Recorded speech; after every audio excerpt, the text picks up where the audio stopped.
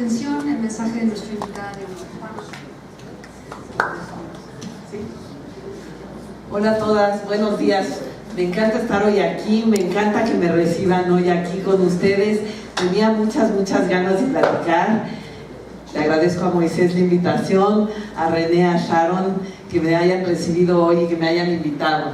La verdad es que yo creo que estamos viviendo un momento muy diferente, un momento como el que no nos había tocado vivir antes. La verdad es que yo siempre me pongo a pensar cómo habían sido las elecciones que a mí me habían tocado vivir y yo creo que ninguna se había parecido a esta.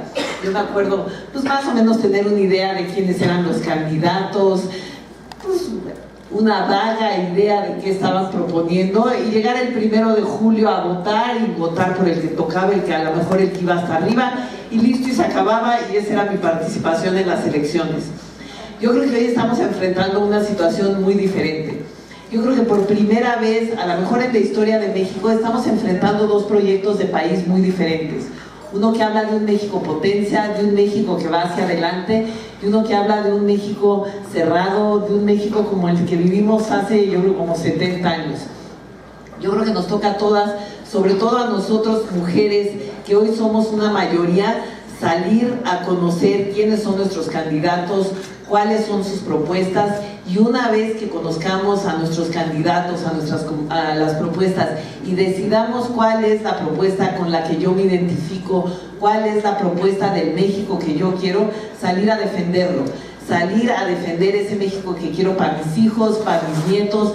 Y las mujeres lo hacemos muy bien, la verdad es que somos muy platicadoras, entonces platicas con la amiga, platicas con los hijos, vas platicando con todo el mundo y vas convenciendo. Y yo creo que eso es lo que tenemos que salir a hacer esta elección, tenemos que salir a convencer. Yo creo que ahorita está muy de moda y todos hemos oído, sobre todo por las redes sociales y demás, lo del voto útil. El voto útil se me hace un espanto. Yo creo que no podemos hacer eso. Yo creo que el voto útil es el voto del miedo, el voto del que no se quiere comprometer, el voto del que va a decidir, va a dejar que alguien más decida por él. El voto útil tal cual, que está todavía peor, te dice, tú espérate en tu casa hasta las 3 de la tarde, metida tapada en tu cama, y a las 3 de la tarde, ya que todo el mundo haya decidido por ti, sal y haz lo que los demás te digan. Yo creo que esa es muy mala idea. Yo creo que teniendo estas dos propuestas tan diferentes, tenemos que salir a hablar y a defender por la que nosotros estemos convencidas y la que hable de nosotros y la que hable de nuestro futuro. Yo creo que una forma de conocer las propuestas y a los candidatos es conocer bien quiénes son y de qué hablan. Y yo por eso les vengo a presumir a mi gallo, que a mí no me cuesta ningún trabajo. La verdad es que José Antonio y yo nos conocemos desde que tenemos 18 años. Fuimos compañeros en el ITAM, somos compañeros de la carrera de Economía y era el primer semestre te daban tu horario hecho, entonces era la cara conocida que veía cuando entraba al salón, tenía cara de buena gente, entonces iba y me sentaba junto a él. Y después, además, con la novedad de que me salió abusado, entonces dije, ya aquí me quedo, ya no me muevo. La verdad es que sí era muy impresionante, era una de esas inteligencias que era capaz de ver el problema, de ver cuáles eran las diferentes soluciones y siempre después de una platicadita o una discusión te decía, lo que tenemos que hacer es esto por esta razón. Y a mí muchas veces me sorprendía porque muchas veces eran opciones que yo ni siquiera había visto o ni siquiera había pensado. La verdad es que yo creo que como nos pasa a muchas de nosotros, a los 18 años que yo estaba hecha bolas y no sabía si sí me gustaba la economía o si mejor debí de haber estudiado diseño, me encantaba y me sorprendía que él lo tenía muy claro. Él estudiaba Derecho en la UNAM, Economía en el ITAM, corría de una universidad a otra y además le daba tiempo de sentarse a explicar de sentarse y nos invitaba a su casa y nos explicaba a los que no estábamos entendiendo nada.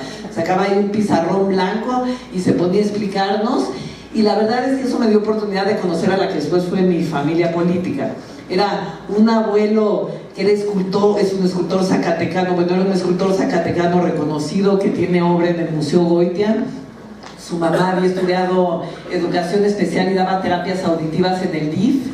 Y su papá era uno de esos servidores públicos esos servidores públicos que lleva toda la vida en el gobierno, comprometido, apasionado con su trabajo. Era como el ejemplo que veía José Antonio y que quería pues replicar y ser como él. Eran unas comidas muy divertidas en donde te sentabas y se hablaba de todo, se hablaba de arte, se hablaba de cultura, se hablaba de política, se hablaba de México, y ahí se valía siempre salir a discutir, siempre y cuando tuvieras cómo defenderte, porque el abuelo era muy bravo y si no te iba muy mal, ¿no? Pero la verdad es que como estudiante a mí me sirvió muchísimo para darme cuenta que no me había equivocado, que me gustaba mi carrera, que era una carrera en la que probablemente podría hacer una diferencia por México. Y además fue una época en donde pude descubrir, yo vengo de una familia que siempre estuvo en el sector privado, una familia muy grande, mi mamá tiene 10 hermanos, mi papá tiene 10 hermanos, muchos primos, mucha familia, salíamos todos de vacaciones juntos, pero una familia que siempre estuvo muy metida en el sector privado. Entonces para mí era una sorpresa ver toda esta plática de México, todas estas discusiones, y a mí me encantaba la idea de que todos teníamos que estar adentro y de que todos teníamos que participar. Tuvimos la suerte de podernos ir a estudiar fuera. José Antonio estudió un doctorado en economía, yo estudié una maestría en administración pública y privada, y nos pasó, pues, y estando allá, sobre todo a mí, como nos pasa mucho que estás viviendo allá afuera y dices, híjole, nos deberíamos de quedar aquí a trabajar unos años porque esto está bien padre. Y José Antonio me decía, yo no tengo nada que estar haciendo aquí. Yo la verdad es que ya me quiero regresar a México, y yo quiero regresar a trabajar en el gobierno. En esa época nació nuestro primer hijo, tenemos 3 hijos, Dionisio, José Ángel y Magdalena. Nos regresamos a México y José Antonio entró a trabajar a la CONSAR. Y luego a mis hijos les pasó, pues, como les pasa a muchos de ustedes, con esos papás que trabajan mucho, que trabajan de lunes a domingo de 7 de la mañana a 1 de la mañana, que muchas veces no hay fines de semana, no hay vacaciones. Entonces lo que decidió hacer es incluirnos a todos para que todos participáramos de ese trabajo que le encantaba. Entonces estaba en la financiera rural, subíamos a mis hijos al coche y el papá iba a dar créditos en el campo, y entonces mis hijos salían y corrían y había vacas y había borregos y estaban encantados. O luego siempre cuento que tengo un hijo muy grande que es de muy buen diente, entonces me encantaba ir a las pláticas con los líderes sindicales porque les servían un plato de birria así gigante. Y bueno, era lo máximo ir con el papá para poder estar en estas negociaciones. La verdad es que así crecieron mis hijos, viendo a un papá que trabajaba mucho, a un papá que le encantaba lo que estaba haciendo, pero que siempre quiso tener a su familia cerca y que su familia participara de esa pasión por servir a México. Yo estudié un año de diseño textil y después me metí a trabajar con artesanos. Yo creo que la artesanía mexicana dice mucho de quién somos, habla de un México lleno de cultura, de riqueza, de tradiciones que tenemos que aprender a apreciar, a compartir. El trabajo de los artesanos es muchas veces una pieza en la que se tardan 2, 3 meses, el ingreso del que vive una familia muchas veces. Entonces me metí a defender que se les pagara precios justos, que no se les regateara, que la gente aprendiera a apreciar esta artesanía mexicana que dice tanto de quién somos adentro y afuera de México. Me invitaban a los concursos de Fonarte, entonces me tocaba ser juez en los concursos de Fonarte y me llegaban mesas llenas de artesanías en donde me tenía que sentar e ir escogiendo cada una de las piezas para ver cuál iba a ser la que iba a ganar el concurso, y yo, para mí era mi premio y era la mejor invitación que me podían hacer. Me tocaba conocer a los artesanos, platicar con ellos y entender qué era lo que estaban haciendo y por qué. También llevo muchos años siendo voluntaria en hospitales del IMSS. Empecé en siglo XXI en la parte de oncología pediátrica con niños. Ahí me uní a un grupo que le estábamos pintando los techos en los cuartos a los niños para que cuando estuvieran acostados en sus camas voltearan para arriba y vieran la página de un cuento o algo padre mientras estuvieran en sus camas. Les hicimos una ludoteca en donde les contábamos cuentos, jugábamos con ellos, y después de ahí yo me fui a la Gineco 4 a trabajar con mujeres. La Gineco 4 es un hospital de alta especialidad del IMSS, a donde llegan de todas partes de la República las mujeres que tienen embarazos muy complicados. Entonces llegan mujeres de todas partes, van a la cita porque ya fueron a la cita en su ciudad, ya fueron a la clínica del estado y las mandan a la Gineco 4 pensando que van a una cita, y de repente llegan y les dicen pues que te vas a tener que quedar aquí 2 meses hasta que termine el embarazo. Muchas veces esas pobres que pensaban que venían nada más a la cita dejaron a los hijos encargados con la vecina, pues el marido está muy lejos y no las va a venir a visitar nunca. Entonces son mujeres que están solas, que están asustadas, que están enfrentando una situación muy complicada. Entonces con ellas decidimos hacerles igual unas ludotecas en donde les dábamos clases de tejido, de pintura, de bordado, les dábamos pláticas de alimentación, de cómo cuidar a los hijos, y también se nos unieron algunas universidades que les enseñaban a hacer sus currículums y les enseñaban también a cómo hacer una entrevista de trabajo. El chiste es que cuando salieran de ahí después de 2-3 meses, salieran habiendo aprendido algo, salieran más fuertes y más decididas para poder enfrentar el mundo, pues ahora que traían además un bebé.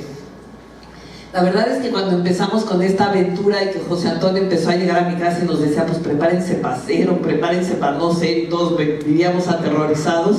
El día que llegó de plano de una noche me dijo, pues ahora sí, prepárate para hacer. Y la verdad es que lo primero que sentí fue un susto espantoso, ya una noche sin dormir, pero después me quedé pensando que por congruencia José Antonio lo tenía que hacer. Ya había sido 5 veces secretario de Hacienda, de Energía, de Sedesol, de Relaciones Exteriores y otra vez de Hacienda. Se había aventado todo el sector financiero completo, público, de arriba a abajo. Ya no le quedaba otra cosa que hacer y se tenía que meter en esto, pues porque era lo que seguía para seguir trabajando por México. Y la verdad es que yo me quedé pensando, y sí, el México que yo quiero para mis hijos es el México que les puede dejar José Antonio. Entonces por eso decidí salir a darlo a conocer, a hablar de su proyecto, para que la gente se entusiasme y se una a nosotros y nos ayude a convencer a la más gente posible. Él hizo 7 compromisos en Mérida, cuando empezó la campaña hace más o menos, ya no sé, como 2 meses. Qué horror, ¿verdad? Pero ya cuando arrancas ya no sabes si es sábado, domingo o qué día es. Hace más o menos como 2 meses. Y en esos 7 compromisos en Mérida, que a mí me encanta, su primer compromiso fue con las mujeres. Él está muy, muy convencido de que las mujeres tenemos que ser parte de la economía y que eso es lo que va a hacer que México se vuelva un país fuerte. Tenemos que tener la opción de decidir si queremos trabajar o no queremos trabajar, y para eso necesitamos tener, por ejemplo, guarderías de tiempo completo con alimentos a donde los niños estén cuidados y sepas que mientras te vas a trabajar tu niño va a estar bien. Casas de día para cuidar a adultos mayores, porque ahorita las mujeres en general somos las que cuidamos al papá, al tío, al abuelo, y entonces saber que está ocupado, bien cuidado, nos va a dar la tranquilidad de poder salir a trabajar.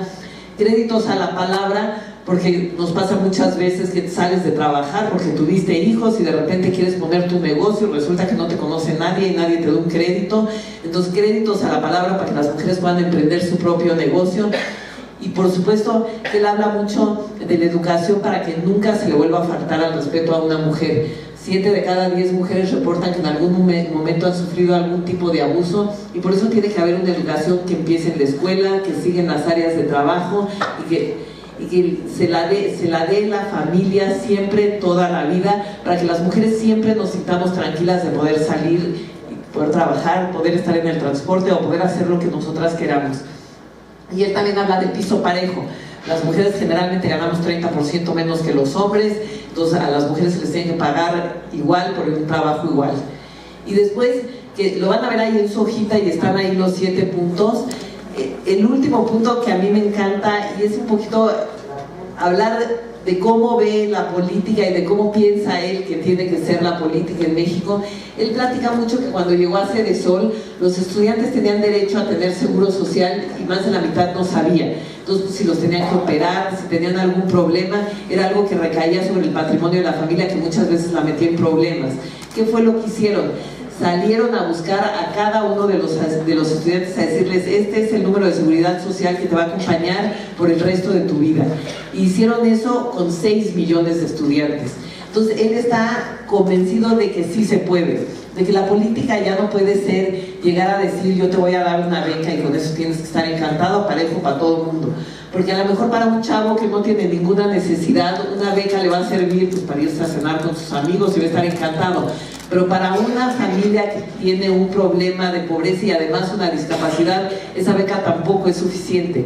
Esa familia necesita un apoyo mucho, mucho más grande, a lo mejor 3 veces, a lo mejor 5 veces. Y ese tiene que ser el papel que juegue el gobierno, el de un gobierno cercano que vaya con cada uno de nosotros y nos pregunte, ¿tú qué necesitas? Y muchas veces es una máquina de coser, muchas veces es una rampa porque tengo a un familiar discapacitado y necesito una rampa para que pueda entrar a mi casa. Cada quien tenemos necesidades diferentes y ese tiene que ser el papel del gobierno, ayudarnos a que cada quien podamos cumplir nuestros sueños. Entonces por eso yo quiero que lo conozcan, que se metan a ver sus propuestas. Ya no está aquí, pero tiene una hoja que es www.mi18.com, por si quieren ver las propuestas cada una con más detalle, ahí te puedes meter a verlas todas. Pero mientras, pues, aprovechando la oportunidad, quiero que me pregunten las dudas que tengan. Si no me las sé, me las llevo de tarea y luego se las contesto. Pero el chiste es que todas se vayan sin ninguna duda convencidas para que podamos salir cada quien a convencer por su proyecto. Muchas gracias.